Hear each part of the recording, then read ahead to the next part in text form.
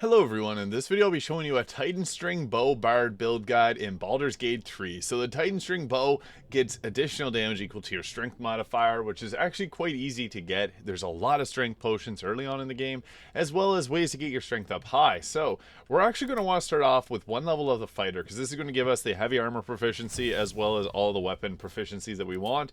And we can also pick a fighting style. So archery is obviously the choice here. +2 to ranged weapon attacks means you're much more likely to hit your attacks. There is some benefit in going with defense though if you want to add a +1 to your armor class, but I'm going to go with the archery because it just makes sense for this one here. So as for our ability scores, we're going to be mostly in dexterity, strength, maybe constitution, and obviously as charisma is an important stat for the bard, so we're going to take up our charisma a bit here. Now depending on where you're at in the game, you can dump certain stats. So if you are able to get the gloves of dexterity, you can dump your dexterity and set it to 18 with the gloves. If you want to use strength potions, you can use those and keep your strength low and dump your strength entirely. And if you got the amulet of greater health, you can dump your constitution. But for a good split between them all, you could go with something like that there, and then put the rest of the points into your wisdom just for saving throws. So something like that.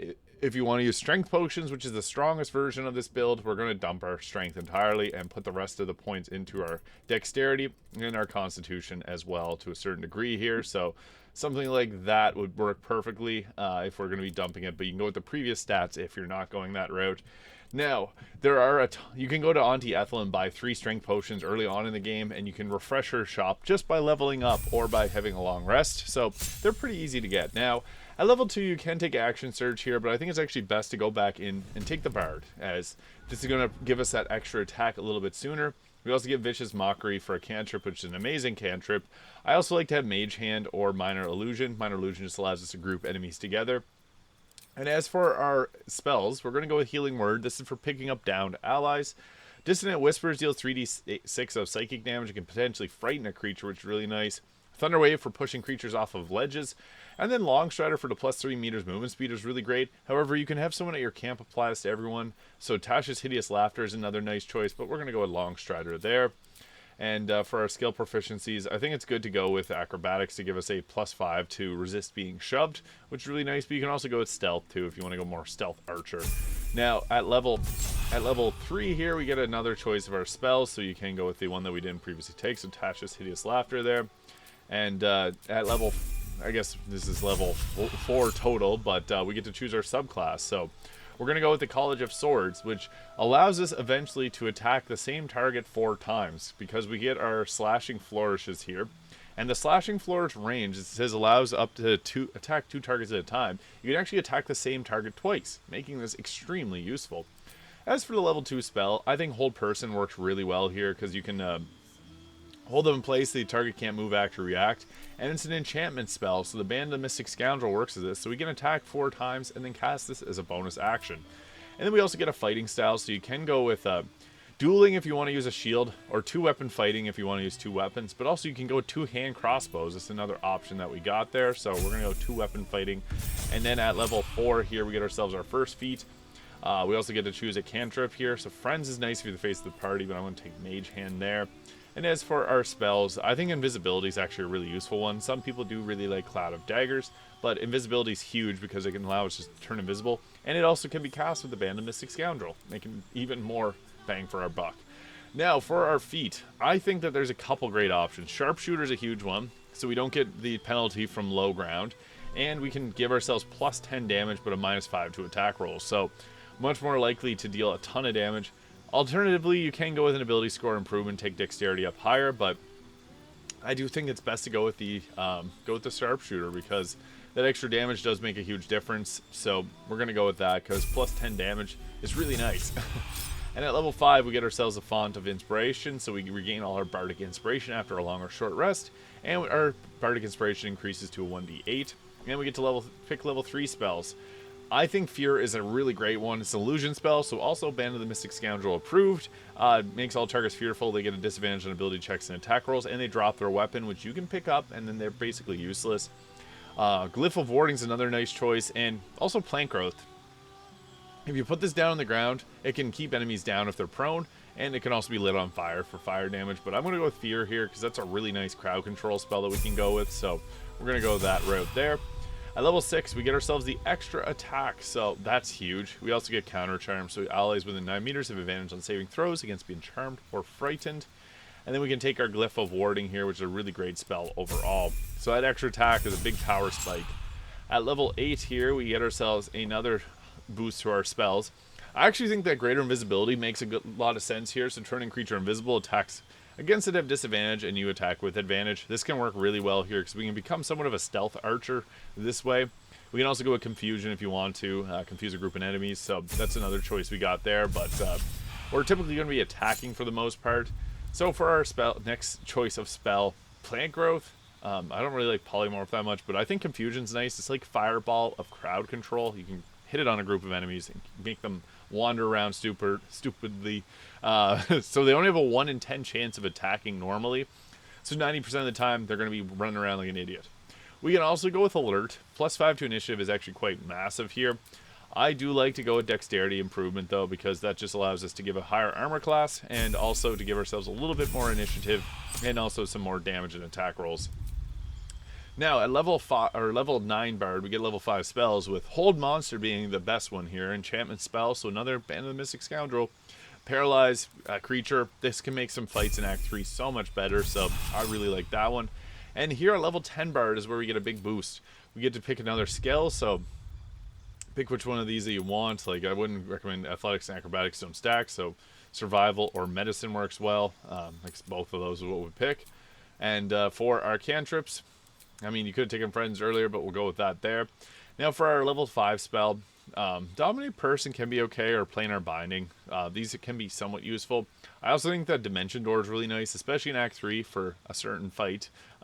This makes a big difference, but Magical Secrets. There's a few that stand out to me here. Hunger of Hadar is always a good choice. Spirit Guardian is always a fun choice too. These do require concentration. I think we should always go with Conjure Elemental because elementals are just extremely useful, so this one is really nice. And then also, I think that Command is a good choice because you can actually use this to make an enemy basically useless with the Band of the Mystic Scoundrel. It also works on this, so with this you can do Command come walk towards you, or you can make them fall prone, and then you get advantage on attack rolls against them. I also am a big fan of Banishing Smite because this is a ranged smite. It does use your action and your bonus action and requires concentration, but the damage is huge, and for a level 5 spell, this is the equivalent of like a level... If Smite could go up to level 5, that'd be the equivalent of it, and it deals force damage. Some people don't like this, and I didn't like it initially, but 5d10 force damage is pretty good.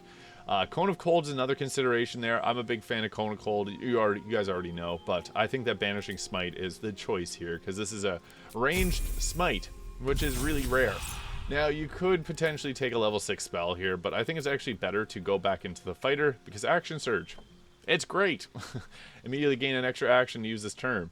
Alternatively, we don't have to go with the fighter, but this gives Constitution saving throw proficiency, which is really great to hold our concentrations.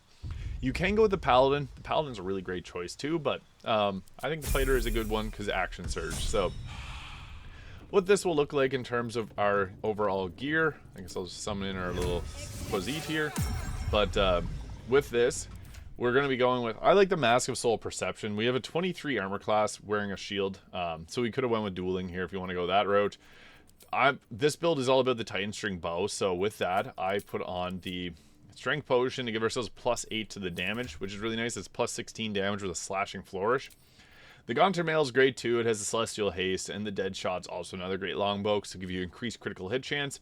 You could also go with like the Hellfire Hand Crossbow and the Fire Stoker. Attack from invisibility, like cast greater invisibility on yourself, and then use these both, and you can set up fire on the target and then deal additional damage when they're burning.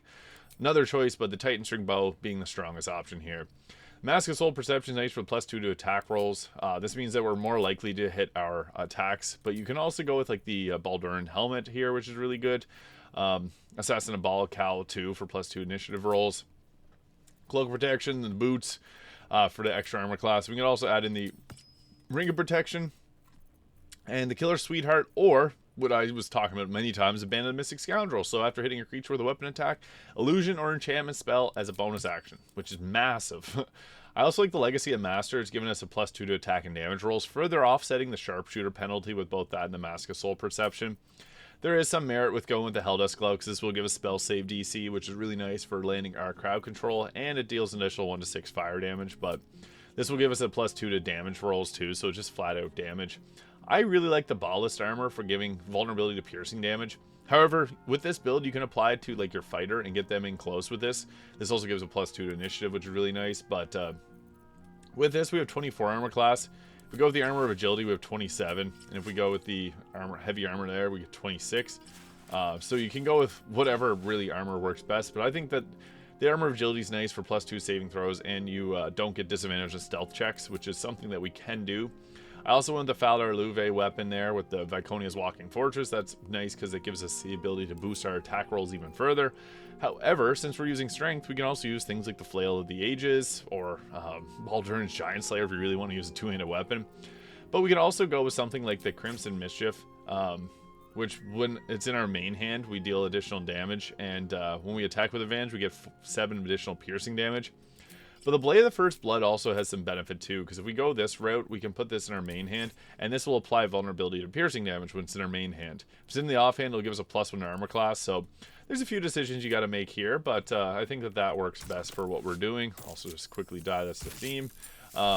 So typically, how we want to be starting off combat, we got our Quasite there to start combat, which is great, but we can also just, if we go in and attack with our main hand weapon, we can apply that Aura of Murder, giving the target vulnerability to piercing damage. We almost taken them out there, and then we can go with our, I guess I'll put on turn-based mode, and then we can also go with our Slashing Flourish here, which the nice part about this is we get to attack twice with it, so this is great for just 37 damage. Boom, that's pretty great. And then we also can cast bonus action spells there, so lots of benefits of going that route, because Slashing Flourish is just super effective. Minsk has some really great armor on there, so he's harder to hit, but typical targets, 90% chance of hitting, so missile snaring there. Yeah, that took over 100 damage in just a Slashing Flourish. That's incredible. We don't even have the vulnerability to piercing damage set up, so it would be even higher, and we were able to take him out in one shot. So this is really great, because that additional damage just means a whole lot of, like a world of difference in terms of what we can do for damage. And then we also got all of our other spells, and on top of that, we also got a Conjure Elementals, so we can bring in, I like to go with the Water Myrmidon, because it can set up cold teams, but you can also go with like the Earth Elemental, which is really good too, so that is another thing that we can do with this build. And we also get all of our Bardic Inspiration back on short rest, so whenever you need to, you can just short rest to get it all back, which is really nice. So typically how we want to go about combat, I'll start combat here with the Quasite, so it can go invisible, and then I might try to block him here. He's going to run away. This is just a good chance to show against how it's going to work against someone with high armor class, and hopefully we get the Frighten off on him, 28%, and it failed. He disappeared. What the heck? That doesn't normally happen. I guess we'll have to fight someone else here, so alright, I don't want to fight any of the animals, but basically we'll end Minsk's turn here. Halson's down, so we can run around. I guess I'll jump. No, I'll move this way. Oh, we didn't even get the opportunity to attack, so I don't know how I'll leave. He's going to heal himself, but typically how we're going to be going about combat is going with our Slashing Flourishes here, so we can go boom, boom, and maybe take him out. 36-36, or 33-36, pretty good, and he's going to heal himself, so we're just going to continue to do that. And then we can also land a crowd control spell as a bonus action, so Will did counterspell on it. Of course, but that would have been a bonus action.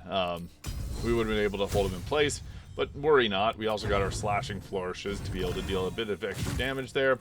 We're consistently hitting 33 and 36 damage, which is really nice. So there we go, 45-35, we took him out. So that is a pretty powerful build. We're consistently hitting for like 30 plus damage there with our bow attack. So per one action, we got about 70 damage on average there, which is just incredible. And then we also have Action Surge to further boost that. So this build is quite strong. And then we also got our, I guess, Shovel and our Summon there. So very powerful. We can do bonus action spells to be able to crowd control. We can also turn ourselves invisible.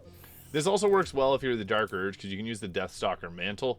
That's a really great option, being able to turn invisible just by taking out an enemy. But there it is. That is a Titanstring bow build guide for a Bard in Baldur's Gate 3. If you found this video useful, please hit the subscribe button below. Thank you so much for watching, and I'll see you all in the next video.